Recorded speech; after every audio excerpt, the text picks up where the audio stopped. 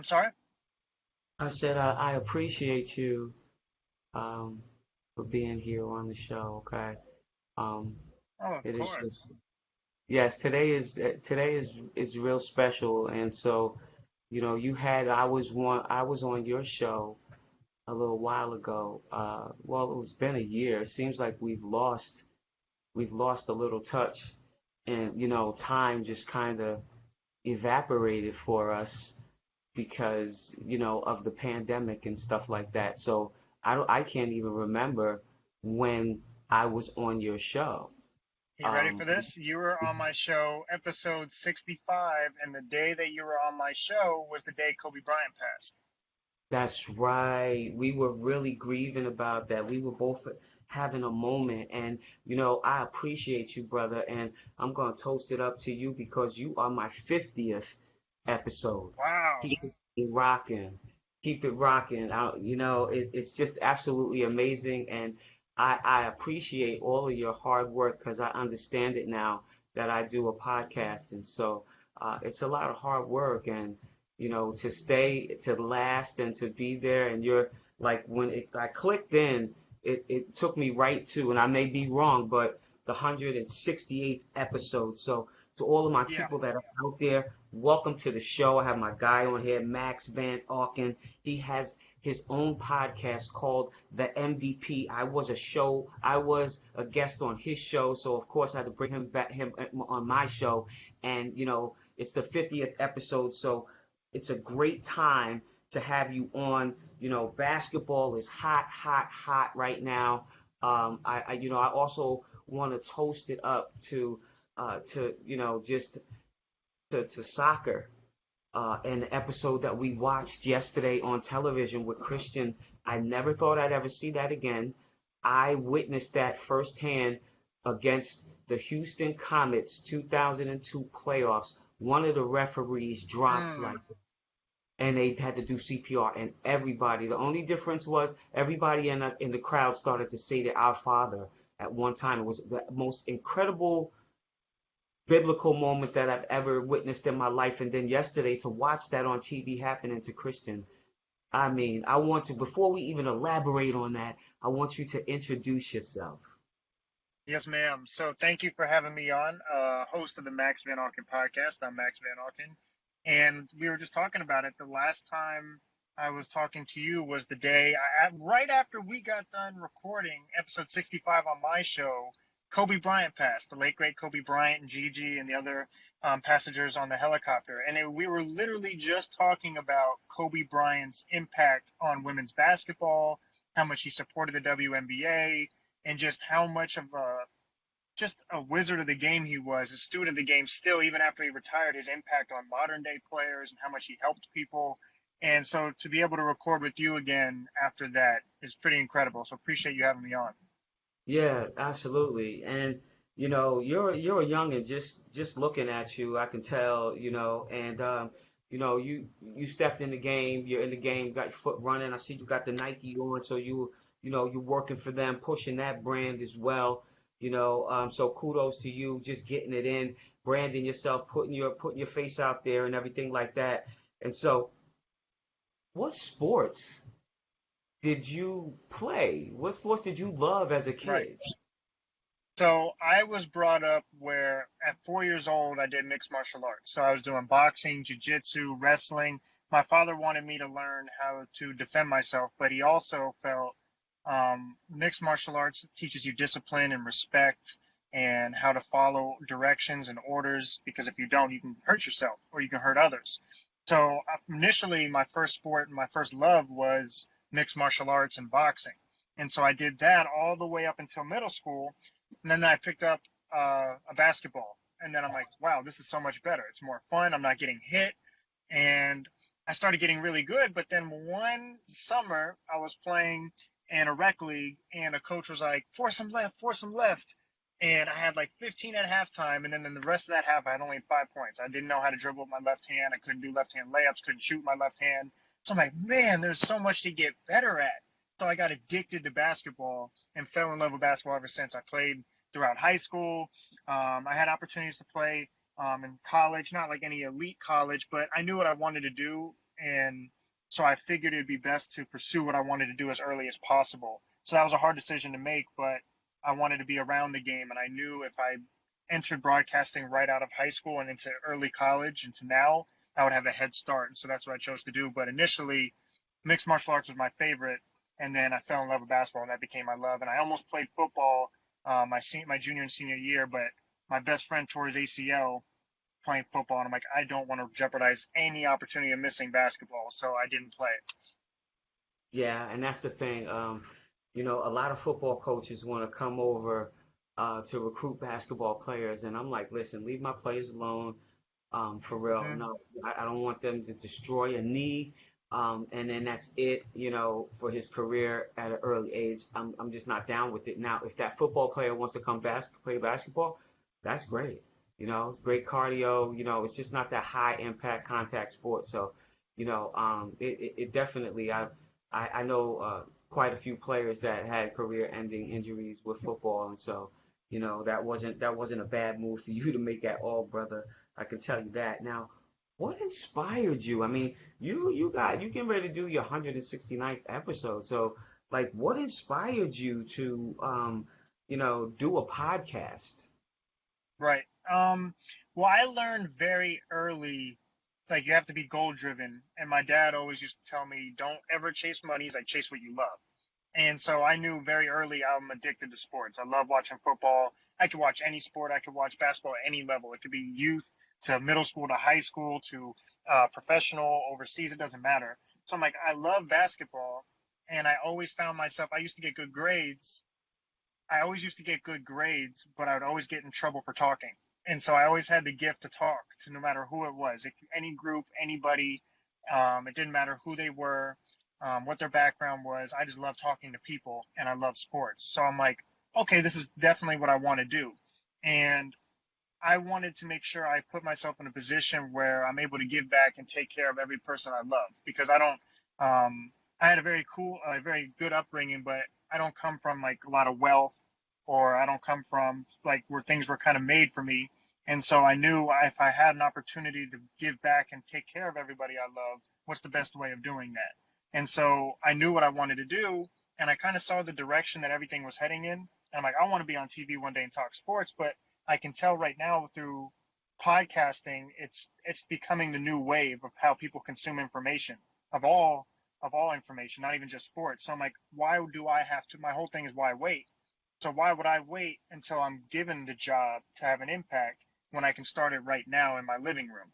And so I started it in my living room, and I enjoy it. It doesn't feel like work to me, and so it's easy to record and easy to put in the time because I love it more than anything. Um, and so it just kind of blew up, and then all of a sudden it was on the radio, and then I was covering the Orlando Magic, and I'm interviewing NBA players. So as that grew, it just became easier and easier to record because before it would seemed out of reach. Now I'm able to interview Giannis and Draymond and Trey Young, and I never knew I would have that opportunity. But it all started with just having that goal. Absolutely. Everything starts with a goal. You write it down on a piece of paper so God can bless it, no doubt. Yes, ma'am. You just do what you have to do to give it life. And so you definitely giving it life. And with all of those names that you've thrown out there, okay, you can't say Kobe. You can't say Kobe, all right? All of the names that you've thrown out there, okay, which was your favorite episode? Like, which is that one that, you're like, oh my God, this was absolutely incredible. Maybe, mind blowing. Right. One of my favorite episodes was with you. That one really stood out to me because I was able you brought the game. You gave me a new perspective on how you break down and how you talk about the game, and like you could just tell you speak from like such a pure standpoint. You just love the purity of the game. And when we talked, that's when Kobe Bryant passed afterwards. So I will never forget that recording because it was so weird. Yeah. You were my first WNBA guest, and we literally just talked about Kobe Bryant, and then that happened. I will never forget that. But I'd be remiss if I didn't mention Rashad Phillips, who's my mentor. And whenever I interviewed him, that changed my life. And I interviewed him in a car, and I was driving. I probably shouldn't admit that I was driving to an event because I was doing play-by-play commentary, but I couldn't miss the interview with Rashad. And I was like, I knew how I knew how much I could learn from him and pick his brain, so I couldn't miss the opportunity. I didn't tell him I was driving. Hey, you just thought it was a regular phone call interview. And so I interviewed him, and that interview changed my life because then he became family. He took me under his wing. I learned from him. We covered Magic games together. I went out to LA with him, and I to this day I bug him and pick his brain every time I can. So I think your interview and Rashad Phillips is the one that changed my life. Absolutely, and I appreciate that. Getting the opportunity to talk to you and to give you something different so that you can take with you, because that's what I used to do when I was younger. I used to take a piece of people, not in an envious way, but just go, oh, I like that style. Let me work on that. It's like studying tape, on the basketball court, but off the court you have to study tape as well. And you get your mentors and you surround yourself with those people that can help you get where you want to be and keep your mind focused when you lose focus. And so, that you shouting me out and Rashad out, I appreciate that a lot. And you're listening to a WNBA State of Mind. I got my guy Max Van Auken on here. He has his own podcast called the MVP. Okay, and it's easy to reference, Apple Podcasts because I'm on there, so I just boom, and you're on there, and I follow you over there, and so it's awesome. So let's talk basketball because that's what we do. What's your take on the playoffs? I mean, I know you just did your show on the playoffs, man. I can tell you, I really want to talk to you about the playoffs. I want to talk to you about the intensity of the playoffs, and with KD and Tucker, in particular, just getting heated. I remember in those moments where you wouldn't act like that normally on any given day, but when you're going for the crown, you're fighting for the championship, and you want to get out of the Eastern Conference, you want to get out of the Western Conference, and it's all blood, sweat, and tears. It gets pretty intense. So they keep showing it over and over in super slow motion. You could actually see Tucker like spit in his face. I'm like, oh man, if they were on the blacktop, the outcome would definitely have been different. Absolutely. I think what sticks out to me with this postseason, there's two things I take away. So the first one is, to your point, the intensity. And I think that's what we all wait for. It's like the NFL is the most watched sport, but the NBA is the most talked about. And when the NBA playoffs comes about, people watch it. And like, because you know how much these games matter, you know how much these players care, you know how intense it gets. Every game matters, every possession matters. If KD were to have gotten ejected, that can change the whole outcome of a game. And they're obviously going to play more intense because every game matters. So the intensity is always a great thing to see. The second thing that sticks out to me is the players are that didn't get nominated for certain awards are having the biggest impact. So I'd say Chris Paul is my MVP this season, and he Hmm. wasn't an MVP top three candidate. And now he's has an opportunity to go to the Western Conference Finals, and I believe he has a great chance to go to the finals. But he's a player who doesn't have the flashy and sexy stats or plays, but he elevates everyone around him everywhere he goes. And I've compared him to Wi-Fi, and I know that sounds crazy, but I said he doesn't connect with everybody because some people don't have the same passion and drive that he does. But when he does connect with you, it's a strong signal. He's going to elevate you. He's going to connect with you. He's elevated Devin Booker. He's elevated DeAndre Ayton, Wow. and Devin Booker may be the best player on the team, but Chris Paul is the most valuable. And so we're starting to really see that. It happens every postseason. So the regular season is narrative driven, and then when you see in the postseason, the mid range still exists. Being tough still exists. Being a great communicator still exists. And so now you have someone like Chris Paul who wouldn't get the MVP, clearly showing how valuable he is. That's what I love about the postseason. Yeah, absolutely, absolutely. And there's so many different matchups. What matchup do you like the best right now? I would say the Bucks Nets matchup, and I know it seems like it's a little lopsided right now, but I think it's so interesting because Milwaukee can match up with them. Drew Holiday's a great defender with size. Obviously, you mentioned PJ Tucker. You have Giannis, but I just don't think they've found their flow and what works. So it's all about adjustments. Like I think Giannis is more effective off the ball on the block or in the pick and roll. He makes them play honest. But whenever he dominates the ball, you're taking away from Drew Holiday, you're taking away from Middleton, and when he settles for jump shots, you're bailing the defense out. So it's like a chess match. But then when you have guys like Brooklyn who've all bought in, And I think that's what's made them so great is not just their talent, all of them have bought in and listened to the criticism. It's just so interesting to see. And then, of course, you have the best players in the world in that series as well. So I think that one would be my favorite one to watch right now. Yeah, absolutely. And then then you have Cinderella. Of course, we gotta touch upon Atlanta. They just they annihilated New York, and I knew that they were going to be a problem for New York, but I had no clue that they were just going to annihilate them like that. And New York is still young. They're still trying to learn how to win, but we can't keep using that as an excuse because Atlanta is young too. But I mean, Trey is just destroying. He's destroying defense. Yeah, absolutely. Trey Young is one of my favorite NBA interviews because we're about the same age, and I got to cover him in his rookie year. So in a room full of older reporters, it's like we kind of looked at each other like, yeah, I'm the young guy in this media business. You're the young guy in the locker room. And we kind of related. It was really cool. And to see his development and progression from, even though he dominated college, there was a lot of criticism. He's undersized. He's not going to be able to put these stats up in the NBA. And someone like Rashad is like, no, this is going to work. And I saw his development, his progress. And to see what he did against I think he's been a superstar in this league. I just think he needed the platform to showcase it, and what bigger platform than MSG and the Apple. And then for that moment where he takes a bow, and now he's in the second round, and he has a good chance to beat the number one seed. Trey Young has been the story of the Eastern Conference. Yeah, absolutely. He's just like he's like a giant killer, giant slayer.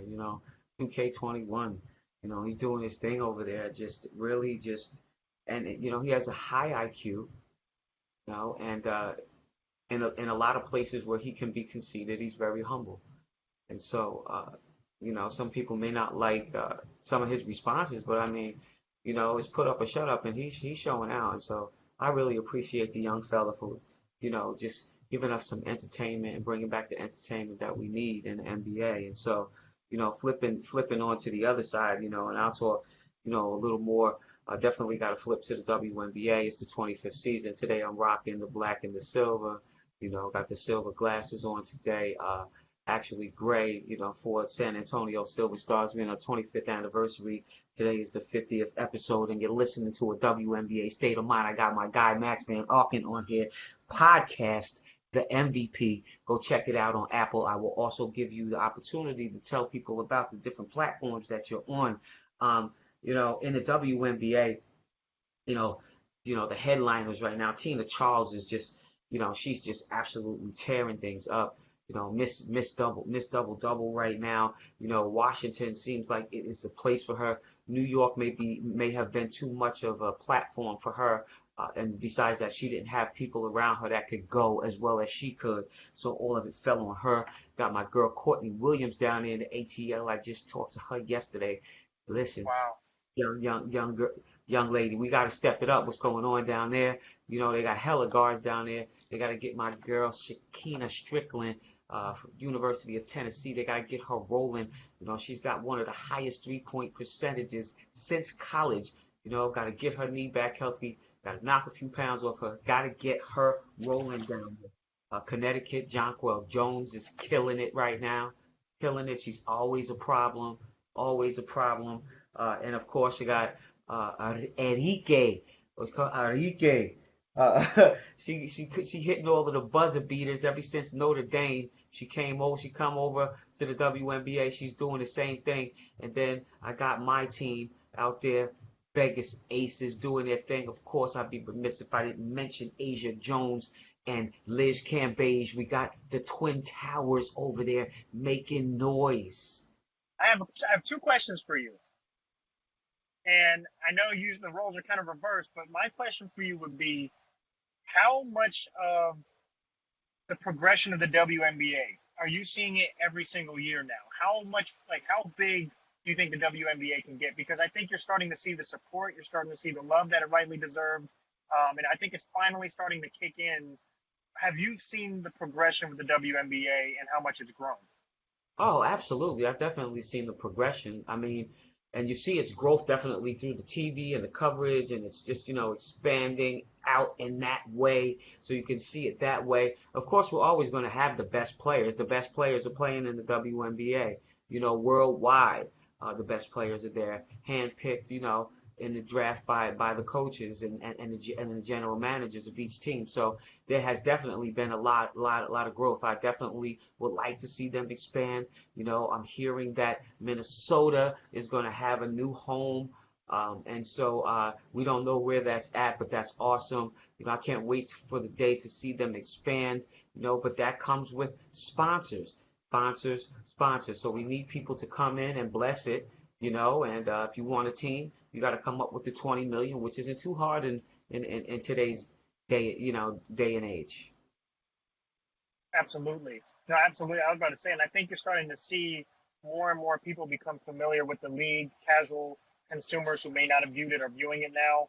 My second question was, I don't know if I asked you this when you were on my show, and I always meant to ask you this. Do you have a favorite moment? I love picking people's brains, and Yes. you asked about my favorite interview. What would be your favorite moment? Oh man, in the WNBA. Yeah, Oh for my. yourself in your career. Oh yeah, definitely. I mean, I gained a lot of accolades, as far as my athleticism and my ability on the court. Most of my greatest accomplishments were off the court, and getting my degrees and getting my bachelor's, getting my master's, getting my certification in data science this past year, and the things that I did, winning the Community Assist Award 2 times, 2 years in a row in the WNBA was probably the brightest spot in my career. And I've had things where I've gone Hall of Fame, All Star, all of those things, but to actually get recognized for caring about the community and the things that you do and the WNBA cares and when you gain that award, that means that you participated in 100 over 100 community events for the WNBA, and I'm talking about going to CHKD, to the hardest things, going to see kids that are just really sick, and you're really going there for their parents, for moral support, or to opening up Nike courts, and doing different things like that. This is or having basketball camps for mentally challenged or disabled kids, and then just pouring back into the poor communities, going back to Philadelphia and going, all the way, getting the opportunity to travel to Nova Scotia, for God's sake. So I mean, I got the opportunity to do things like that, and it's those stakes in the ground that I'm most proud of. That's incredible. That's incredible. I think I almost said some network issue, but yeah, that's incredible. And I know you have such a illustrious career, and I know how much you gave back. So I'm like, that's a question I've always meant to ask you. Yeah, I mean, it's absolutely important. I watched, from a young age, my grandmother always, she never locked her door. Her door was always open. And she always helped people in the community, and if they needed a place to stay to lay their head and different things like that, I watched my mom do the same thing and just helping people, with her through her arts and crafts and teaching my friends, because I was athletic. I didn't do the artsy stuff. My mom loves that. My mom, I'm looking at all of these beautiful things that she made, and my friends would come over and they would play with my Barbie dolls, and she would teach them how to sew, and she would teach them how to bake, and she would teach them how to do these different things. And so, giving back to the communities, and you never know what a person's situation may be. I had kids, families, and friends from all walks of life. I was fortunate enough to have a mom and a dad at home. I had friends who didn't. So what my mom poured into them was something that they may not have been getting at home. And so I'm watching those types of things. I had no other choice but to give back. Right. That's incredible. That's absolutely incredible. Yeah, yeah. And it's easy when you come from that. It's easy. It's just like natural. It's just natural. So, um, got two more questions for you. What WNBA's teams do you follow? Do you watch? Who's your favorite player? Um, yeah, I'm in more in the individual play, and there's a lot of talented players. And I love the WNBA. I feel like they're more fundamentally sound, and so I really appreciate watching that. And I have two. One, I'm biased, and she never made it as far as she may have wanted. But Ronnie Williams is from where I'm from, Daytona Beach, Florida. She played for UF, and she had an opportunity to play in the WNBA. I believe she's overseas now. And so just watching her progression and her development, is something from probably, like I said, from a little biased because it's from our hometown, but I got to personally see the work she put in, and she went to the same high school I went to and see her dominate in UF. But also Candace Parker. And I love the way Candace Parker breaks down the game and the way she's been able to evolve her career. And I love the work she's done at TNT. I think she's been able to get so many new eyes on the league, and just her, like, how your greater impact was off the court, how many people you're able to help and give back. I feel like the way she's able to give back to the game and get so many new eyes on the sport, um, is just incredible. So I would say Candace Parker, besides the hometown bias, Ronnie Williams would be Candace Parker. Absolutely. And to take us out of here before I let you talk to us about where everybody can get in touch with you, if there's somebody out there that's aspiring, young, because like I said, you're very young, that wants to get into what you're doing as far as podcasting is concerned, what advice would you give to that person, especially when it gets tough? Because it's like sometimes you go around and you might be looking at different podcasts and you see that there's only 10 podcasts up there. The person just totally stopped. It's easy to just say, heck with this, because it's a lot of hard work. Give some of those people some advice. If it was easy, everyone would do it. And so I think when it's hard is when you have to go even harder. You have to not be scared to fail and take no for an answer. I mean, there's countless of guests I've tried to get on my show and I don't get a response. People say no. People thought it was funny at first. Oh, you don't know what you're doing.